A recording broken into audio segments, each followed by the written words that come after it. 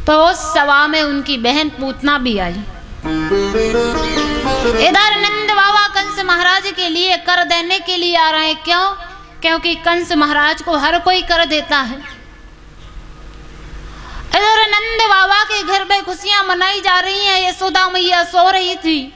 नंद बाबा की दो बहनें नंदा और सुनंदा 6 महीना पहले से आ गई थी। क्यों? क्योंकि भैया नंदों को उम्मीद रहती है कि यदि भाभी के छोरा हुए हो तो बड़ी रकम नहीं तो छोटी तो मिलेगी। एक होई तो फिर तो भरपूर माल मिलेगा, 2-3 होई तो थोड़ा थोड़ा तो मिलेगा, कुछ नहीं तो पायल तो मिलेगी, ऐसी उम्मीद रहती है। 6 महीना पहले से आ गई नंद बाबा के घर पे कि जब भाभी का होगा तो 9 लखा हार तो लेंगे ही लेंगे। जैसे ही यशोदा मैया नहीं उठे तो जैसे ही सुनंदा गई और सुनंदा ने देखा कि बगल में छोटा सा बालक सो रहा है। जाकर के देखा, सुनंदा अति प्रसन्न हुई और दौड़ी दौड़ी नंद बाबा के पास गई। नंद बाबा यमुना जी में भजन कर रहे थे कि अभी तो भयो नाए 80 बरस के हो गए, अभी तो भयो नाए, अभी तो भयो नाए। सुनंदा दौड़ी दौड़ी पहुंची और जाकर के बोली, भैया है गयो, है गयो, है गयो। नंद बाबा ने कही, क्या है गयो?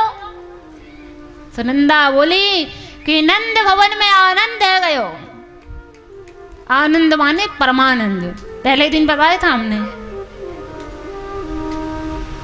अब नंद बाबा ने सुनी। जैसे ही नंद बाबा ने 80 बरस के नंद बाबा ने यमुना जी में डुबकी लगाई तो 16 बरस के हो गए, बाल काले हो गए, दाढ़ी भी काली हो गई। अति खुशी, नंद बाबा दौड़े दौड़े आए। इधर नंद बाबा ने महाराज कंस को कर देने की तैयारी करी और जाने लगे। इधर कंस महाराज ने अपनी सभा बुलाई। सभा में कंस महाराज की बहन पूतना भी आई है और कंस महाराज ने कह ही रहे थे अपने सैनिकों से जो सभा में बैठे थे उनसे कि व्रत 84 कोस में जितने 1 महीने के अंदर जितने बालकों ने जन्म लिया हो, जाओ सभी बालकों को मार करके आना। पूतना बोली, अरे भैया आसान सी बात है, मैं चली जाती हूँ और नंद भवन में चली जाऊंगी, उस बालक को मार के आ जाऊंगी। महाराज कंस ने कहा, तुम्हारा जो भूतों जैसा थोबड़ा देख करके अंदर कौन जाने देगा? 80 फटके दांत और एकदम काला मुंह, राक्षसी थी अब वो तो। पूतना ने कहा कि भैया 80 फटके दांतों को काट के छोटे कर लूंगी। और रही बात तो आजकल घूंघट में और पार्लर में अंदर जाओ काले, और अंदर बाहर से तो काले जाते हैं और जब पार्लर में से अंदर से निकले तो बड़े गोरे चमकते हुए निकलते हैं। पूतना ने कही, कोई बात नहीं भैया, अच्छा मेकअप करके पाउडर वाउडर लगा के और घूंघट लगा करके सच के चली जाऊंगी। कंस ने कहा, ये तो सब कर लेगी पर मारेगी कैसे? पूतना ने कहा कि मैं अपने स्तनों पर जहर लगा करके चली जाऊंगी और उस बालक को दुग्ध पान कराऊंगी। जब वो बालक मेरा दुग्ध पान करेगा तो जहर पिएगा तो मर जाएगा। कंस महाराज ने कहा कि ये बात तो अच्छी है। जैसे ही पूतना सज धज करके गई, अपना पूरा वेश बदल करके देवी का रूप बना करके नंद भवन में पहुंची। अब नंद भवन में बधाइयां चल रही, उत्सव मन रहा था। पूतना को सभी ने सोचा कि स्वर्ग से कोई देवी आई है, देवी आई है। और पूतना अंदर यशोदा मैया के पास पहुंची, जहां पर छोटे से कन्हैया जी सो रहे थे। यशोदा मैया से बोली कि आप बाहर जाओ, अतिथियों की सेवा करो, अतिथि देवो भव। अतिथि भगवान का रूप होते हैं। यशोदा मैया ने कहा कि आप भी तो अतिथि हैं। नहीं नहीं बोली, नहीं नहीं, आप अतिथियों की सेवा करो, लल्ला को तो मैं संभाल लूंगी, मैं अतिथि नहीं हूं, मैं तो आपके अपने घर की हूं। यशोदा मैया भोली भाली बेचारी लल्ला को दे छोड़ करके गई और जैसे ही भगवान पालने में सो रहे थे, पूतना पालने के पास गई तो भगवान ने आंखें बंद कर ली। कोई कहता है कि भगवान डर गए। भगवान ने आंखें इसलिए बंद कर ली कि सर्वप्रथम राम अवतार में ताड़का को मारा, सर्वप्रथम मैंने राक्षसी को मारा, और जब उस कृष्ण अवतार लेकर के आया हूं तब भी मुझे राक्षसी को ही मारना पड़ रहा है, इसलिए भगवान ने आंखें बंद कर ली। पूतना ने जैसे ही भगवान को उठाया और गोदी में लिया, अपना दूध पिलाने लगी, भगवान ने सर्वप्रथम जहर का पान किया। पूतना सोचने लगी कि ये जहर पी रहा इतनी देर से लेकिन ये मरा नहीं। भगवान ने फिर दूध पिया, दूध के साथ साथ भगवान ने उसके रक्त का पान करना प्रारंभ किया, और जब रक्त शरीर से निकलता है तो शरीर खिंचता है व्यक्ति का। पूतना ने कहा, अरे लल्ला ये क्या कर रहा है, क्या कर रहा है, छोड़ छोड़। 5 दिन के भगवान बोल गए कि मौसी जी पकड़ना आता है, छोड़ना तो आता ही नहीं है। पूतना और घबरा गई कि है कैसा बालक, 5 दिन का बालक बोल रहा है। पूतना जोर से चिल्लाने की, अरे लल्ला छोड़ छोड़ छोड़, मुझे दर्द हो रहा है। भगवान ने कहा, मौसी जी अब तो पकड़ी हो गई, अब नहीं छूटोगी अब तो। पूतना ने अपना विकराल रूप धारण किया राक्षसी का, और धड़ाम से जाकर के गिरी तो मेरे छोटे से कन्हैया जी उस पूतना के सीने पर। कहते हैं कि पूतना का इतना बड़ा शरीर था, हाथ हाथरस में, कान कानपुर में, ऐसे 18 किलोमीटर की जगह में उसका शरीर पड़ा। इधर जैसे ब्रजवासियों ने देखा, यशोदा मैया पे चिल्लाने लगे, कहने लगे, अरे तुम लल्ला को हर किसी को क्यों दे देती हो, जिसे पहचानती नहीं उसे भी दे देती हो। भगवत प्रेमियों, उन सभी गोपियों ने भगवान को पूतना के सीने पर से उतारा और भगवान की नजर उतारने लगे कि कहीं कुछ हो न गया हो। जब पूतना को जलाया गया तो पूतना थी तो राक्षसी, लेकिन उसके शरीर से दुर्गंध की जगह सुगंध निकली। क्यों? क्योंकि उसका उद्धार भगवान के हाथों से हुआ। जो गद्दी यशोदा मैया को मिली अंत में, वही सबसे पहले पूतना को मिली। क्यों? क्योंकि पूतना ने भी भगवान ने दूध पिलाया, भले जहर पिलाया, लेकिन उसके मन का भाव तो दिया उसने गोदी में लेकर के। भगवत प्रेमियों, इधर नंद बाबा जैसे ही महाराज कंस को कर देने के लिए गए थे, वसुदेव जी से मिलना होता है, आपस में वार्तालाप होती है। नंद बाबा कहते हैं कि हमारे घर जो लल्ला है वो तुम्हारा ही है, तुम्हारा ही समझना। अब वसुदेव जी कैसे कहें कि हमारा ही है? वसुदेव जी ने कहा कि बिल्कुल बिल्कुल, क्योंकि कंस महाराज ने 2-3 दिन के लिए उनकी छुट्टी की थी। नंद बाबा जैसे ही कर दे करके आते हैं वापस और सुनते हैं कि ये हादसा हुआ, तो नंद बाबा बोलते हैं कि मैं तो पहले ही विचार कर रहा था कि कहीं कुछ हो ना जाए।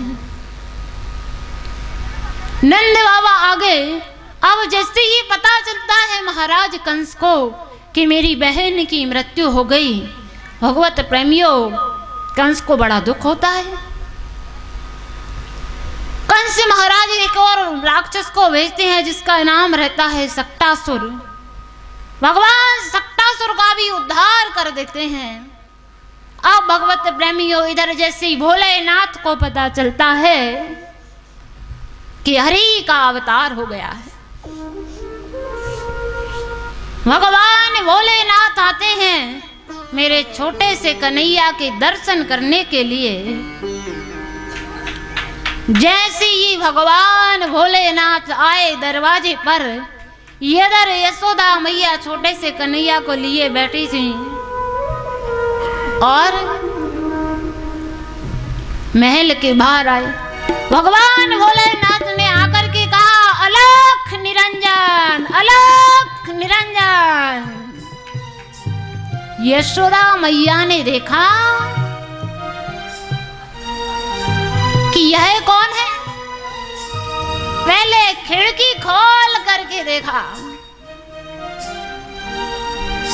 भगवत प्रेमियों, जैसे ही खिड़की खोल करके देखा तो भगवान भोलेनाथ द्वारे पर खड़े थे।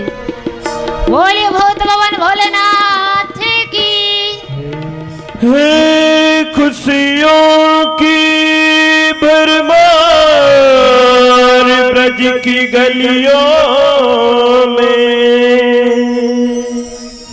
नाच गाए हर इंसान ब्रज की गलियों में। ओए शंकर जी भगवान ब्रज की गलियों में करनी काना का दीदार ब्रज की गलियों में। भोला भंडारी आया मोहन तेरी गली में। भोला भंडारी आया मोहन तेरी गली में। भोला भंडारी आया मोहन तेरी गली में। भोला भंडारी आया मोहन तेरी गली में। भोला भंडारी आया मोहन तेरी गली में। भोला भंडारी आया मोहन तेरी गली में। एक झलक पाने आया हूँ मोहन, एक झलक पाने आया मोहन तेरी गली में। भोला भंडारी आया मोहन तेरी गली में।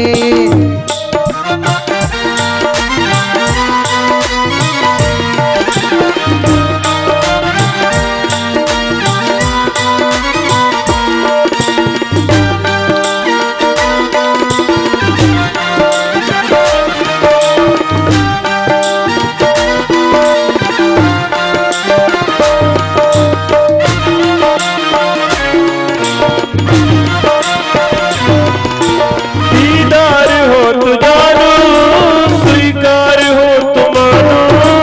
दीदार हो तो जानो, स्वीकार हो तो मानो। दीदार हो तो जानो, स्वीकार हो तो मानो। दीदार हो तो जानो, स्वीकार हो तो मानो। विश्वास मुझको लाया, विश्वास मुझको लाया मोहन तेरी गली में। भोला भंडारी आया मोहन तेरी गली में। मेरे बंसी वाले श्याम, मेरे मुरली वाले श्याम। मेरे बंसी वाले श्याम, मेरे मुरली वाले श्याम। मेरे बंसी वाले श्याम, मेरे मुरली वाले श्याम। मेरे बंसी वाले श्याम, मेरे मुरली वाले श्याम। मैं दीवाना दीवाना दीवाना हो गया। दीवाना दीवाना दीवाना हो गया। मैं दीवाना दीवाना दीवाना हो गया। दीवाना दीवाना दीवाना हो गया। मैं दीवाना दीवाना दीवाना हो गया।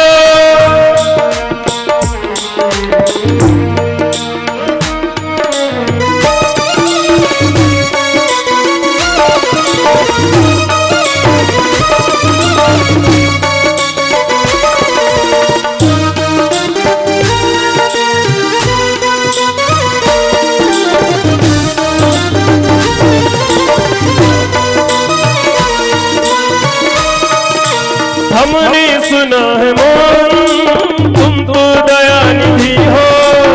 हमने सुना है मोहन तुम तो दयानिधि हो। हमने सुना है मोहन तुम तो दयानिधि हो। हमने सुना है मोहन तुम तो दयानिधि हो। सब लेके आया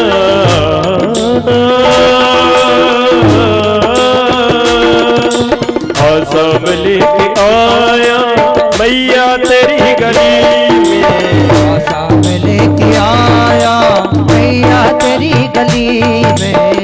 सब लेके आया मोहन तेरी गली में। सब लेके आया मोहन तेरी गली में। मैं दीवाना हो गया रे, मैं दीवाना हो गया। दीवाना हो गया रे, मैं दीवाना हो गया। मैं दीवाना दीवाना दीवाना हो गया। दीवाना दीवाना दीवाना हो गया। मैं दीवाना दीवाना दीवाना हो गया।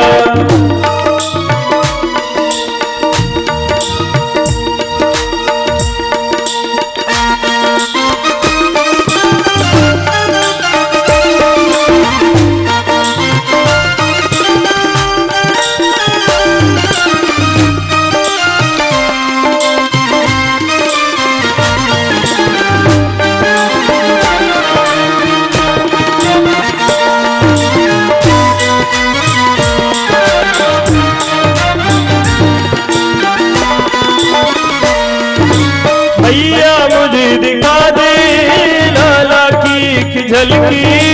मैया मुझे दिखा दे लाला की एक झलकी। मैया मुझे दिखा दे लाला की एक झलकी। मैया मुझे दिखा दे लाला की एक झलकी। दर्शन में करके जाऊं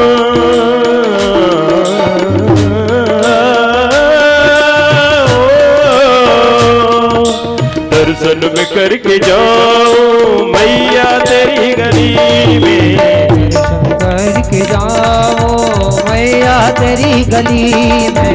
भोला भंडारी आया मोहन तेरी गली में। भोला भंडारी आया मोहन तेरी गली में। मैं दीवाना हो गया रे मैं दीवाना हो गया। दीवाना हो गया रे मैं दीवाना हो गया। मैं दीवाना दीवाना दीवाना हो गया। दीवाना दीवाना दीवाना हो गया। मैं दीवाना दीवाना दीवाना हो गया।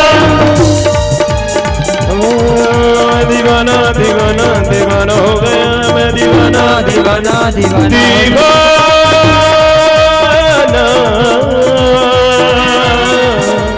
हो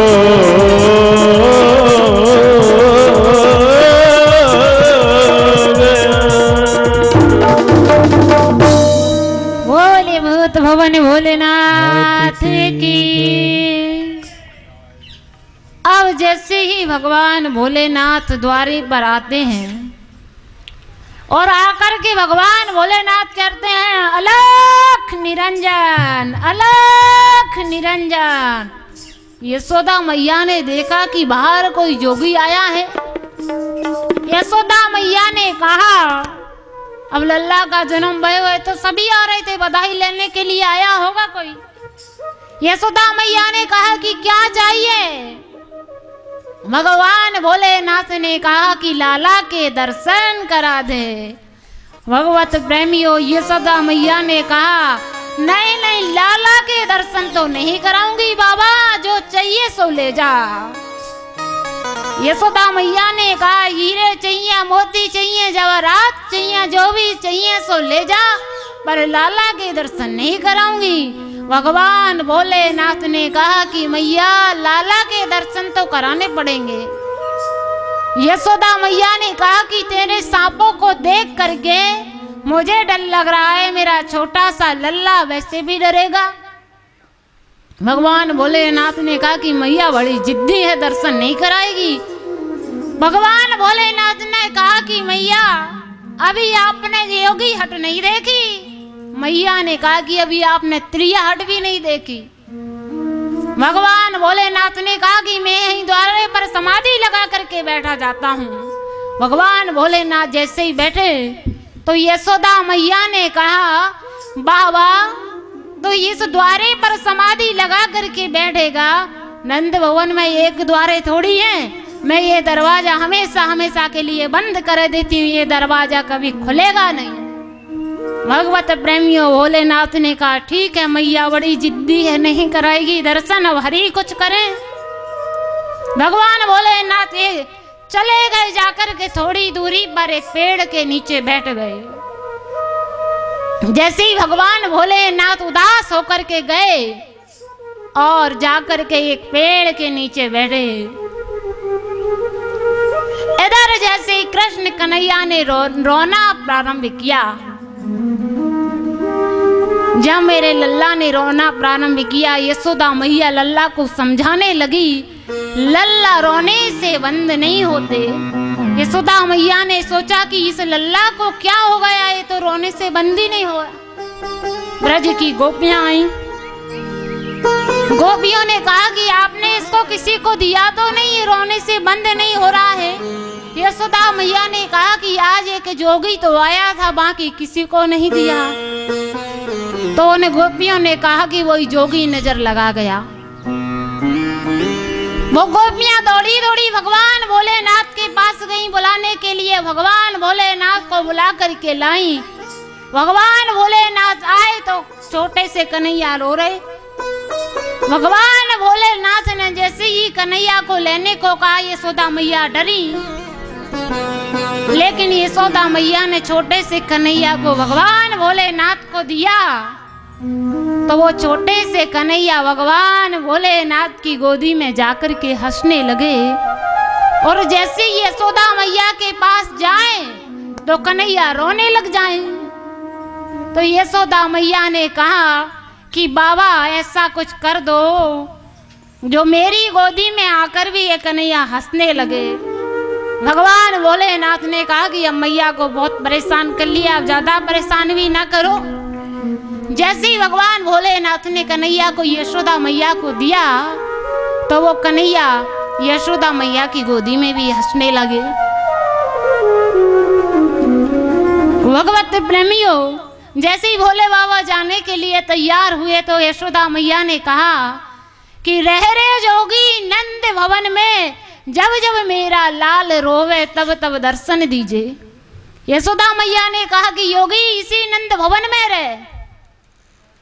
भगवान भोलेनाथ ने कहा किसी नंद भवन में मेरा एक मंदिर बनवा दो, और जब जब आपका लल्ला रोए तब इस लल्ला को नहलाकर जल मेरे ऊपर चढ़वा देना।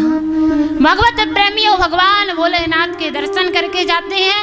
इधर यशोदा मैया अपने महल में भगवान भोलेनाथ का मंदिर बनाती हैं। बोलिए भूत भवन भोलेनाथ की जय।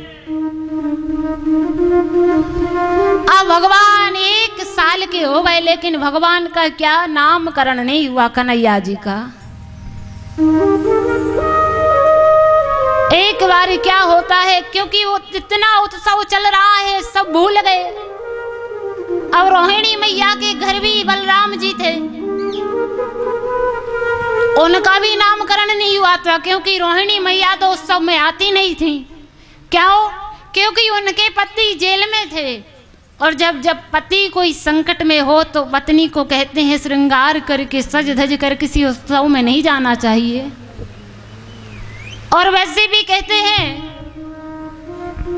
तो ये रोहिणी मैया उत्सव में नहीं गई। एक प्रसंग भी आता है, कहते हैं कि माताओं को शाम के समय भी चूड़ी नहीं बदलना चाहिए, चूड़ी बदल कर नहीं पहननी चाहिए, शाम के समय चोटी नहीं बांधनी चाहिए। क्यों? क्योंकि माता पार्वती के भ्रमण का समय रहता है 4 बजे से 7 बजे तक। भगवान शंकर ने कहा था माता पार्वती जी से कि जाओ और स्त्रियों को सौभाग्यवती का वरदान दे करके आओ। माता पार्वती जी 4 बजे जब घर से निकलती हैं, 4 बजे से 7 बजे तक सौभाग्यवती का वरदान देती हैं, लेकिन उस समय कोई स्त्री चूड़ियां बदल रही हो तो वो अशुभ होता है, चोटी बना रही हो तो अशुभ होता है, बिछिया बदले तो अशुभ होता है। इसलिए कहते हैं कि शाम के समय नहीं करना चाहिए, 4 बजे से पहले श्रृंगार कर लेना चाहिए। भगवत प्रेमियों, रोहिणी मैया उस उत्सव में नहीं आई। क्यों? क्योंकि वसुदेव जी जेल में थे, तो रोहिणी मैया को अच्छा नहीं लगा। नंद बाबा ने बुलवाया फिर भी नहीं आई। जब कृष्ण और बलराम दोनों 1 साल के हो गए, गर्गाचार्य जी के मन में विचार आया कि कृष्ण बलराम 1 साल के हो गए हैं, लेकिन अभी तक उनका नामकरण नहीं हुआ है, ये तो उत्सव में भूल गए हैं। गर्गाचार्य जी ने सोचा कि मुझे ही कुछ करना पड़ेगा। गर्गाचार्य जी गए नंद बाबा की गलियों में एक झोली टांग करके। जैसे ही नंद बाबा जी ने गर्गाचार्य जी को देखा और कहा कि आपका तो बहुत दिनों में आना हुआ, क्या बात है इतने दिनों बाद आए? भगवत प्रेमियों, गर्गाचार्य जी ने कहा बस ऐसे ही आ गए गलियों में घूमने के लिए। नंद बाबा ने कहा कि और क्या चल रहा है? गर्गाचार्य जी ने कहा कि हमारा काम ही क्या है, कहीं शादी विवाह कराना तो कहीं किसी का नामकरण करना, यही हमारा काम है। नंद बाबा को याद आया कि हमारे घर तो 2-2 लाला हैं, लेकिन अभी तक नामकरण नहीं हुआ है। भगवत प्रेमियों, जैसे ही नंद बाबा ने कहा कि हमारे लालाओं का भी आप नामकरण कर दीजिए, गर्गाचार्य जी ने कहा कि मैं नहीं कर सकता हूं। क्यों? क्योंकि मैं क्षत्रिय हूं और कंस महाराज को पता चल गया तो दिक्कत आ जाएगी, क्योंकि भगवान श्री कृष्ण का जन्म क्षत्रियों में, यदुवंशियों में हुआ था। यशोदा मैया नंद बाबा ने कहा कि हम कोई उत्सव नहीं करेंगे, एक गौशाला में बैठ करके हम नामकरण करा लेंगे। अब मैया बड़ी होशियार होती हैं। रोहिणी मैया और यशोदा मैया ने आपस में बातें कर ली कि अपन बाबा की परीक्षा लेकर के देखेंगे बाबा कैसा है, ऐसा कहीं झोली छाप तो नहीं है। रोहिणी मैया और यशोदा मैया भगवान को अदल बदल कर बैठ गईं। रोहिणी मैया ने कन्हैया जी को ले लिया और यशोदा मैया ने बलराम जी को ले लिया। भगवत प्रेमियों जैसे ही बदल कर बैठी, गर्गाचार्य जी ने समाधि लगा करके देखा कि ये तो परब्रह्म परमेश्वर। ऐसी समाधि लगी गर्गाचार्य जी की समाधि लगाए रह गए। यशोदा मैया ने कहा कि ये बाबा जी तो लगता है सिधार गए। यशोदा मैया ने कहा बाबा, ओ बाबा, तो गर्गाचार्य जी की समाधि। यशोदा मैया ने ऐसे आंखें करके देखी इसकी पलक झपकती है कि नहीं, पलकें भी नहीं झपकी। तो यशोदा मैया ने रोहिणी मैया से कहा कि बाबा जी तो गए गोलोक धाम के लिए। यशोदा मैया बोली, अरे बाबा जाना ही था तो हमारे घर आकर के क्यों गए, कहीं और जाकर के चले जाते। थोड़ी देर बाद गर्गाचार्य जी की समाधि खुली। यशोदा मैया ने कहा कि अरे बाबा हम तो घबरा गए थे, हमें लगा कि बाबा जी तो चले गए हैं। भगवत प्रेमियों गर्गाचार्य जी बोलने ही वाले थे कि आपकी गोदी में जो बैठा है वो स्वयं पर ब्रह्म है। भगवान ने इशारा कर दिया, नहीं यहाँ भगवान मत बताना। क्यों? क्योंकि माखन मिश्री खाने के लिए आए हैं, और यदि आपने कह दिया कि ये भगवान है तो मैया अविया लेकर अलमारी में बैठा देगी, 2 अगरबत्ती सुबह लगाएगी, 2 शाम लगाएगी, ना माखन खा पाएंगे ना मिश्री खा पाएंगे। गर्गाचार्य जी ने कहा कि जो रोहिणी मैया की गोदी में बैठा है वो यशोदा मैया का लाला है, और जो यशोदा मैया की गोदी में बैठा है वो रोहिणी मैया का लाला है। तुरंत यशोदा मैया ने अपनी हीरे मोती की अंगूठी निकाली और बाबा को दे दी। भगवान श्री कृष्ण और बलराम जी का यहाँ पर नामकरण हुआ। भगवत प्रेमियों भगवान थोड़े से बड़े और हुए। मेरे कन्हैया जी जब थोड़े से बड़े हुए तो भगवान को नाचने का बड़ा शौक था। भगवान को नाचने का इतना शौक था, बहुत ज्यादा। जब हमारे भगवान को ही नाचने का शौक था तो हमारे लिए तो नहीं है, क्यों नहीं है ना? हमारे लिए भी है, क्योंकि हमारे कन्हैया नाचते हैं तो हम भी नाचेंगे। भगवत प्रेमियों वो यशोदा मैया छोटे से कन्हैया मैया से जिद करते हैं, कहते हैं कि मैया मुझे नाचना सिखा दे। वो छोटे से कन्हैया और यशोदा मैया भगवान को नाचना सिखा रही हैं। नाचे नंदलाल नचावे हर की मैया, नाचे नंदलाल नचावे हर की मैया, ओ नाचे नंदलाल नचावे हर की मैया, नाचे नंदलाल नचावे हर की मैया, नाचे नंदलाल नचावे हर की मैया, नचावे हर की मैया, नचावे हर की मैया, नचावे हर की मैया, नचावे हर की मैया, नाचे नंदलाल नचावे हर की मैया, नाचे नंदलाल नचावे हर की मैया।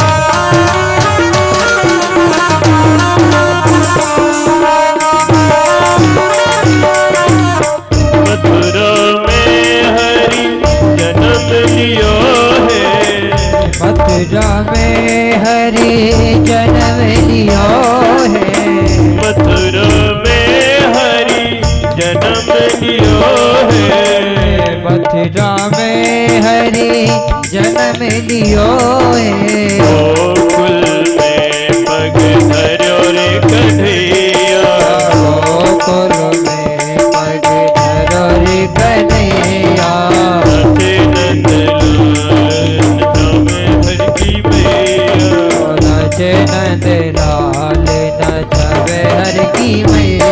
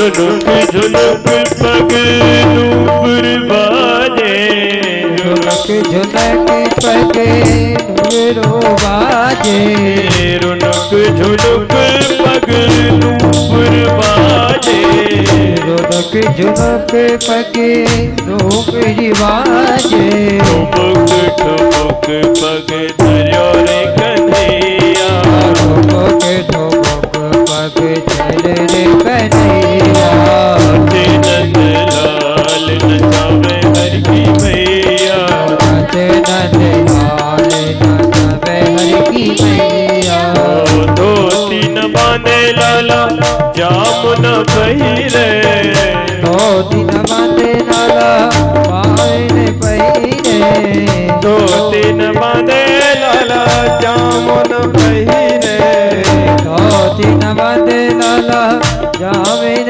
पहिरे, ओ पीतांबर को बड़ो रे उड़ैया, पीतांबर की बड़ो रे कन्हैया, नाचे नंदलाल नचावे हर की मैया, नाचे नंदलाल नचावे हर की मैया।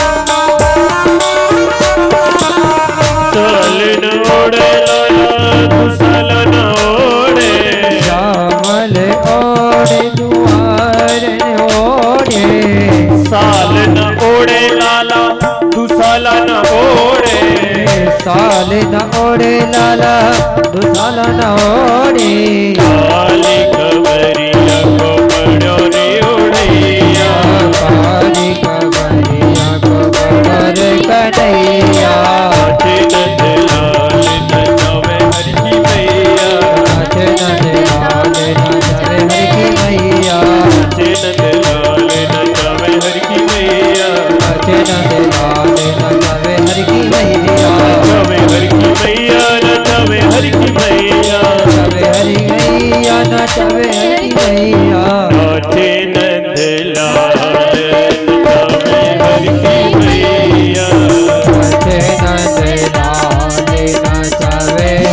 मैया नाचे नंदलाल नचावे हर की मैया नाचे नंदलाल नचावे हर की मैया नचावे हर की मैया नचावे हर की मैया नचावे हर की मैया नचावे हर की मैया नाचे नंदलाल नचावे हर की मैया नाचे नंदलाल नचावे हर की मैया नचावे हर की मैया नचावे हर की मैया बोले बाल कृष्ण भगवान की। इस प्रकार भगवान छोटे से, अब उनको भगवान को नाचना नहीं आता। यहाँ जो कन्हैया जी बने हैं ना वो सही बने, क्योंकि भगवान को नाचना थोड़ी आता था। वो तो मैया से बोल रहे हैं कि मैया मेरे को नाचना सिखा। भगवान मैया से जिद करते हैं कि मैया मुझे नाचना सीखना है। जो पूरे ब्रह्मांड को नचाने वाले आज वो स्वयं मैया से नाचना सीख रहे हैं। समझो कि वो मैया कितनी बड़ी भाग्यशाली है जो पर ब्रह्म को नचा रही है। भगवत ब्रह्मियों, भगवान थोड़े से बड़े होते हैं और भगवान बड़े उद्दंड तो थे ही, कहीं कुछ करते कहीं कुछ करते। भगवान माखन चोरी करने के लिए जाते थे। अब भगवत प्रेमियों, जैसी भगवान माखन चोरी करने के लिए जाते तो चोरी तो करते ही, लेकिन मटकी भी फोड़ते थे साथ साथ में। अब ब्रज की जो बहुएं थीं बड़ी परेशान थीं, कुछ माताएं थीं वो भी भगवान से बड़ी परेशान थीं। भगवत प्रेमियों, छोटे से कन्हैया जी एक मैया के घर गए और क्या किया वो मैया के घर जाकर कि वो मैया की चोटी अपने पति के बेल्ट से बांध करके और आ गए। अब बेचारी वो उठे तो उनके बेल्ट के साथ में खींचे वो। मैया ने कहा कि ये क्या हो रहा है। उसके पति ने कहा कि क्या कर रही है। भगवान ने ऐसे ऐसे काम किए, किसी की चोटी खटिया से बांधी। भगवत प्रेमियों, जब भगवान माखन चोरी करने के लिए घर जाते, मटकी फोड़ आते, तो रोज यशोदा मैया को लहन देने के लिए आती गोपियां। अरे यशोदा, ओ यशोदा। यशोदा मैया कहती कि क्या हुआ। उन गोपियों ने कहा कि देख, तेरे लल्ला ने हमारे घर का माखन तो खाया पर साथ में मटकी भी फोड़ी है। यशोदा मैया ने कहा कि 9 लाख गाय तेरे नंद बाबा के निज नव माखन होए। 9 लाख गाय है तेरे नंद बाबा के निज नया माखन होता है। तू माखन की चोरी करने के लिए क्यों जाता है। भगवान ने कहा कि मैया मैं नहीं जाता माखन की चोरी करने के लिए। मैया यही मुँह बुला लेती हैं और मेरे मुंह पर दही लगा देती हैं। क्यों? मेरा बदनाम करना चाहती हैं कि मेरा ब्याह ना होए। भगवान कहने लगे, भगवान ने ब्याह को बड़ा शौक है तो भगवान कहने लगे कि ये मेरा ब्याह नहीं होने देंगी मैया। अब एक मैया बड़ी होशियार, मैया ने कहा कि देख ना, मैं रंगे हाथन पकड़ करके लाऊंगी। भगवत प्रेमियों, भगवान ने कहा कि ठीक है, लाना रंगे हाथन पकड़ करके। अब भगवान को भी बड़ा गुस्सा आया। देखो भैया, हमारे भगवान आ गए हैं मटकी फोड़ने के लिए, लेकिन कन्हैया जी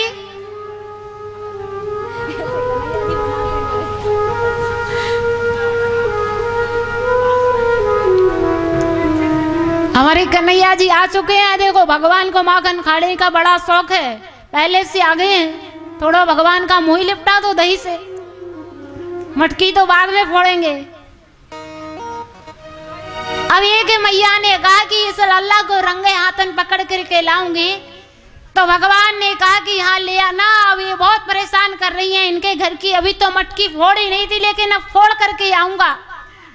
भगवान गए अपने सखाओं के पास और सखाओं से जाकर के कहा कि मेरी रोज शिकायत करने आती हैं माखन की, साथ में मटकी का भी नाम लगाती हैं। चलो आज अपन चलते हैं, मटकी फोड़ कर आएंगे। भगवान के सखा भी साथ में जाते हैं और वो मैया बड़ी होशियार थी। उस मैया ने मटकी पर घंटी लगा दी। जब उस मैया ने मटकी पर घंटी क्यों लगाई? क्योंकि ये लल्ला आएगा, माखन चुराएगा, घंटी बजेगी, मैं रंगे हाथन पकड़ूंगी। भगवान गए और भगवान जैसे ही, अब भगवान छोटे से सीका बहुत ऊपर जिसमें मटकी रखी थी, तो भगवान को कंधे पर उठा लिया सखाओं ने। भगवान को जैसे ही कंधे पर बिठाया सखाओं ने, नटी खट नंद किशोर, माखन खा गयो माखन चोर। नटी खट नंद किशोर, माखन खा गयो माखन चोर। नटी खट नंद किशोर, माखन खा गयो माखन चोर। गोकुल की गलियों में मच गया शोर, गोकुल की गलियों में मच गया शोर। माखन खा गयो माखन चोर, नंद किशोर।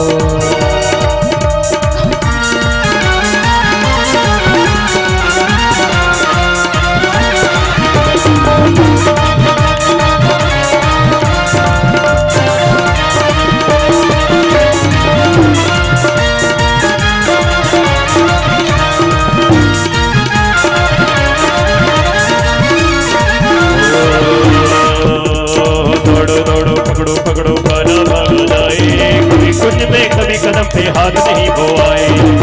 दौड़ो पकड़ो खाना भागा जाए, कभी कुछ में कभी कदम पे हाथ नहीं बोआए। गोकुल की गलियों में मच गया शोर, गोकुल की गलियों में मच गया शोर। गोकुल की गलियों में मच गया शोर। माखन खा गयो माखन चोर, खा गयो माखन चोर।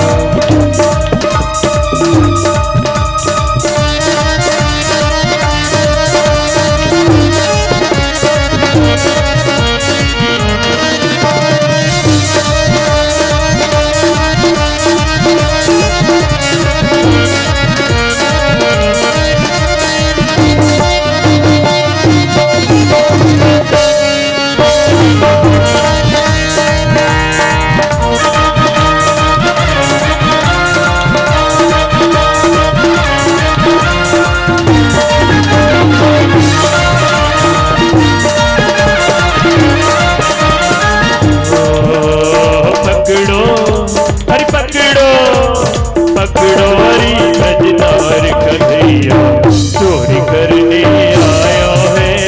पकड़ो हरी नजनार कन्हैया, चोरी करने आया है।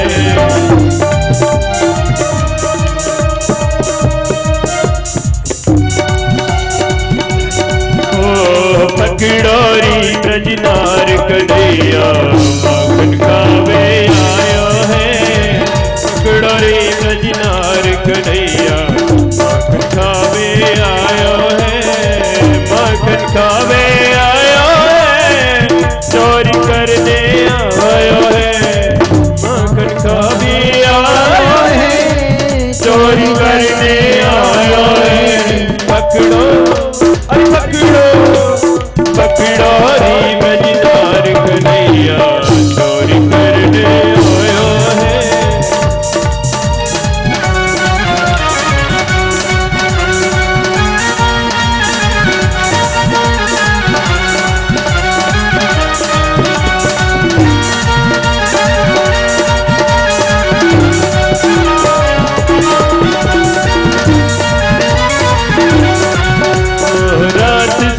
सपने में आए, रात शाम सपने में आए। रात शाम सपने में आए, रात शाम सपने में आए। दही पी गए, दही पी गए, दही पी गए।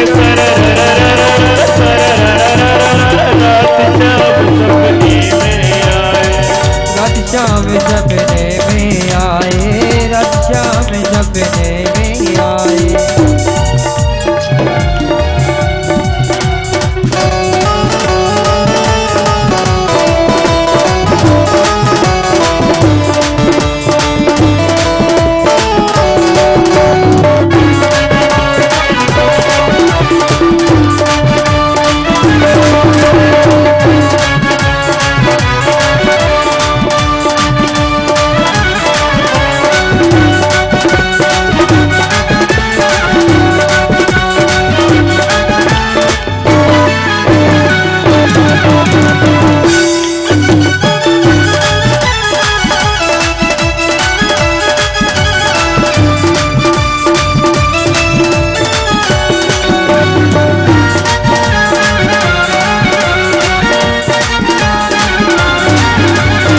जब ही शाम मेरी खिड़की खोली, जब शाम मेरी खिड़की खोली, जब ही शाम मेरी खिड़की खोली, जब शाम मेरी खिड़की खोली, खिड़की कर गई, खिड़की कर गई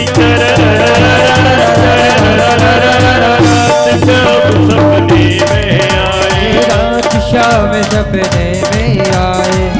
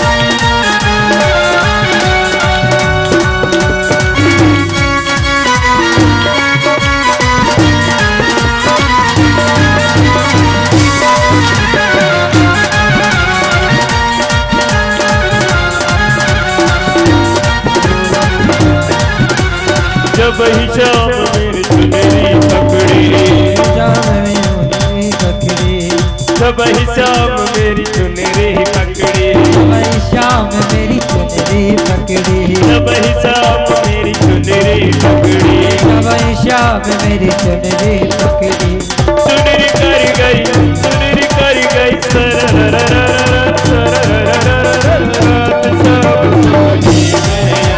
रात शाम सपने में आए, रात शाम सपने में आए, रात शाम सपने में आए।